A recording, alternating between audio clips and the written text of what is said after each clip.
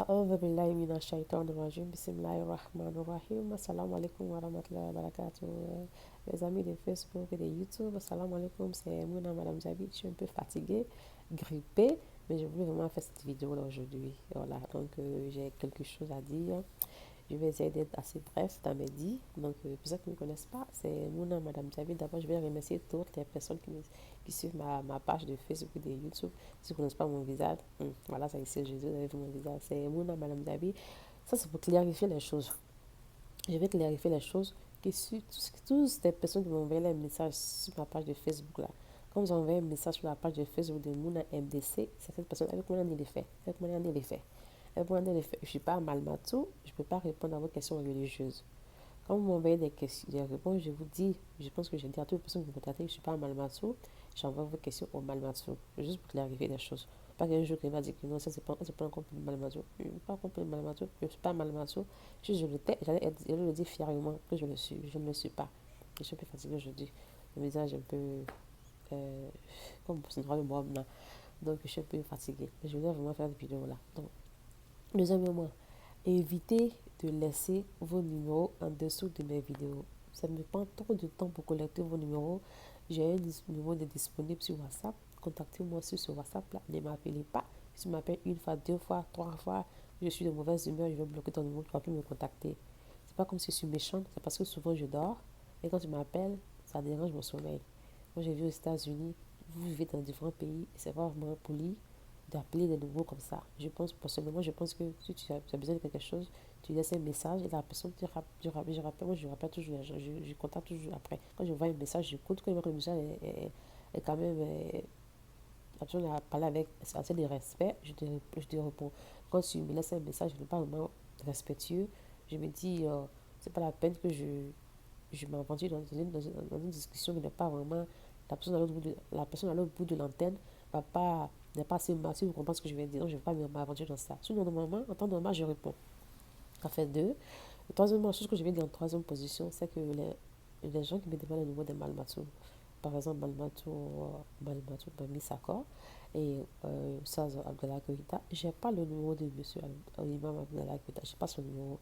J'ai pas son numéro, je ne cherche pas à avoir son numéro, c'est juste un imam que j'aime bien, j'ai pas cette chose, c'est tout, j'ai pas son numéro.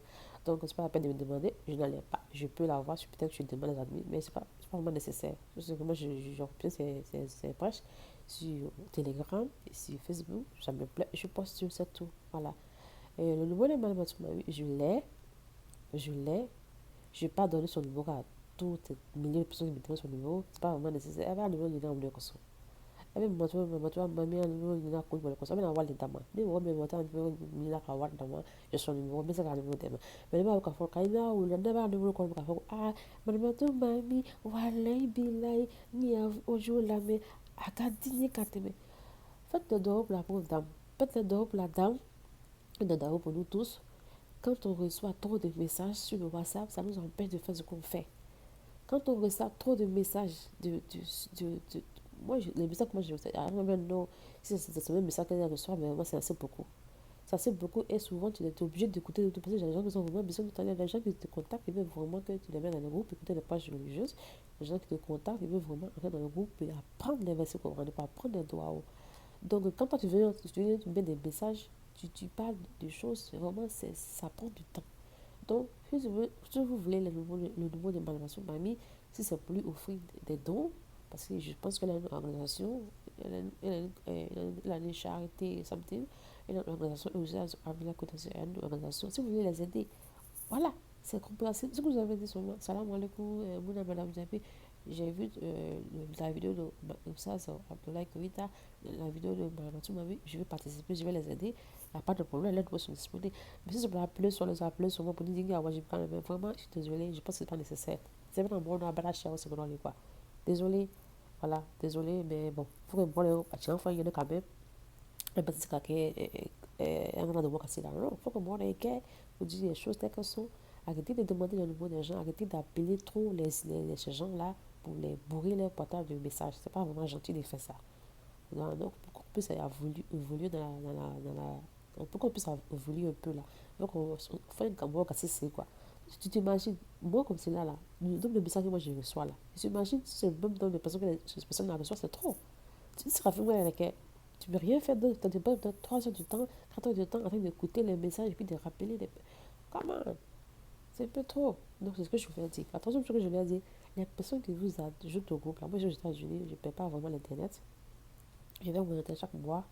Mais ceux qui sont en Afrique, là, qui vous appellent, parce que moi, quand je vous donne mon numéro, je donne à des amis pour mettre dans le groupe. Les amis qui vous mettent dans le groupe, là, ces amis sont disponibles sur l'Internet presque tout le temps. Ces amis là, qui paient leur Internet? Donc, un peu de femmes, qui paye l'Internet de ces gens-là? La boîte mamie comme ça qui fait les prêches là. La ça Abdoulaye qui fait les prêches là. Tous les gens ils qui font les prêches là. Qui paye l'Internet? Donc, moi, je crois qu'on a bien payé ça, on a bien dormi là. Eh, ça mène à dormir, dormir comme on va aller. Dormir comme on va aller. Mais voilà, ces personnes, pas moi. Pas moi, je ne parle pas de moi, ma personne. Moi, mon mari, Abdoulaye, c'est très bien de moi.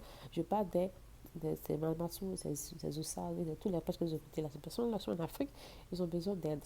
Donc, cette vidéo, ça vous dit, moi, je n'ai pas le numéro. Donc, vous les contactez, vous avez un groupe, vous connaissez quoi. Avec admin, on a cliqué, vous dans MDCA numéro 4. Avec cliqué, admin, numéro 4, contactez-les, dites que, ah, maintenant, je vais participer. Ce qu'on va maintenant, c'est ce qu'on va maintenant bientôt.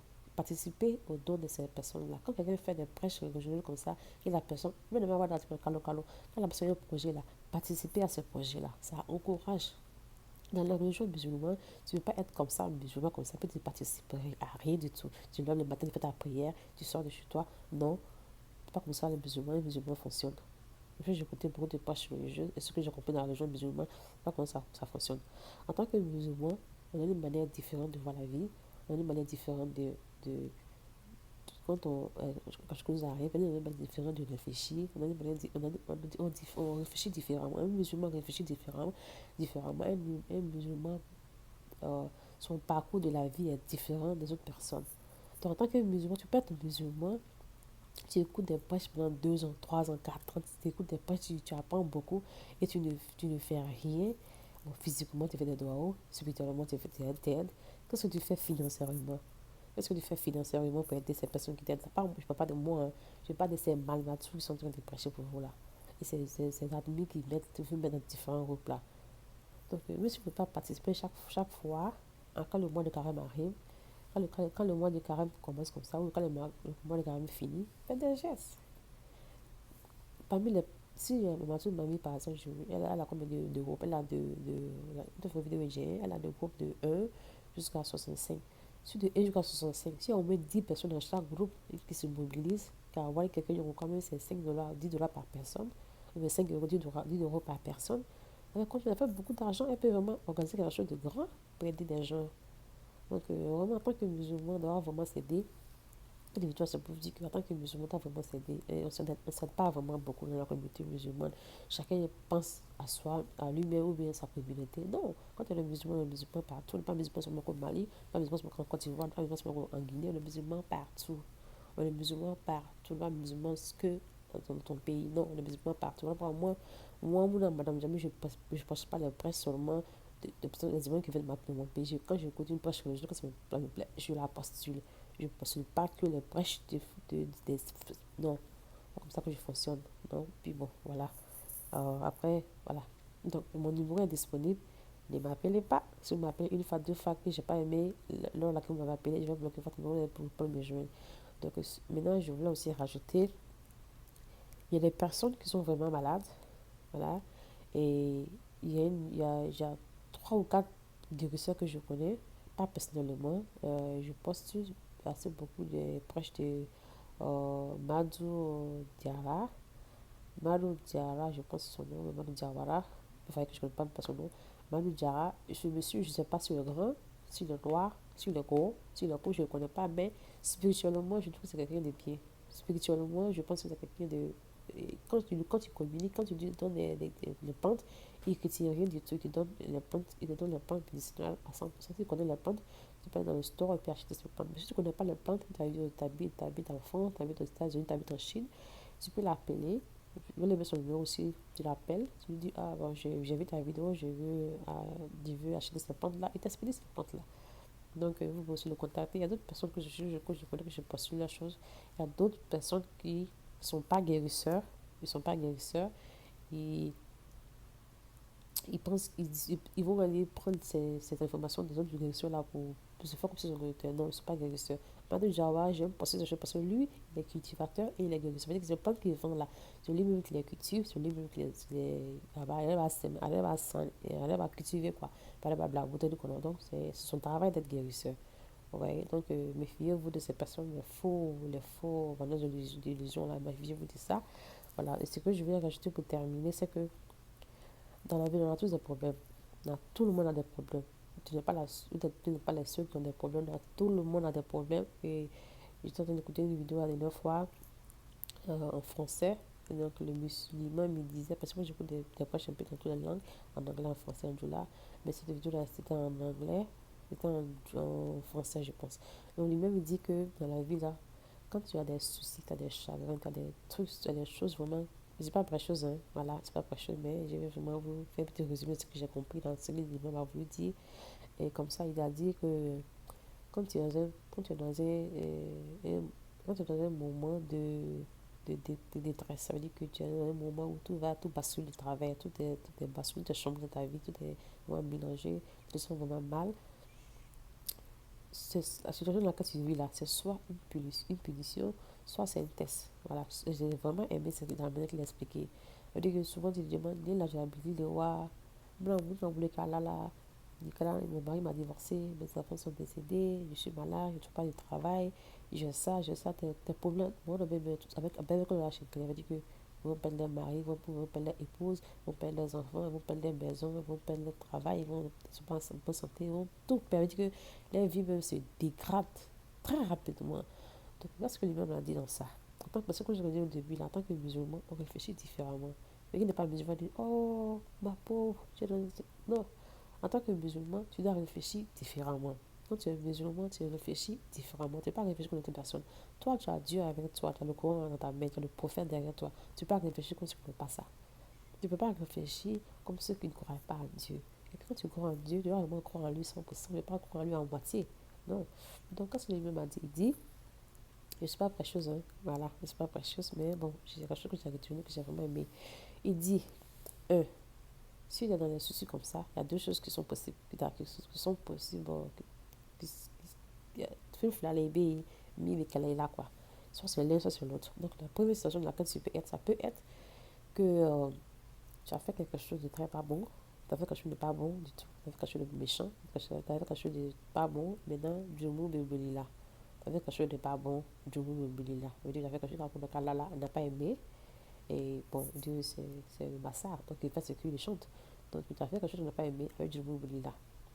Par exemple, ça peut être quelque chose de vraiment minime, ça dépend. Parce que Dieu avec du mot, bon, voilà, différemment. Alors, quand tu peux vraiment voler quelque chose, ta vie, ta vie va normalement. Il y a quelqu'un maintenant qui va venir peut-être insulter à la Diana Morano. Et puis, ta vie va complètement basculer. Tu vois, donc, Dieu, il fait ce qu'il veut. Voilà. Donc, tu as fait quelque chose de pas bon. Dieu va te punir pour ça. Voilà. Donc, maintenant, tu viens dans une situation où tu es difficile, regarde autour de toi. Qu'est-ce que tu as fait? Voilà pourquoi les humains disent que quand quelque chose t'arrive là, toi-même tu es fautif. Les gens vont dire, oh, mais un bébé, un enfant de 2 ans, un enfant de 3 ans qui a été violé, qu'est-ce que cet enfant a fait?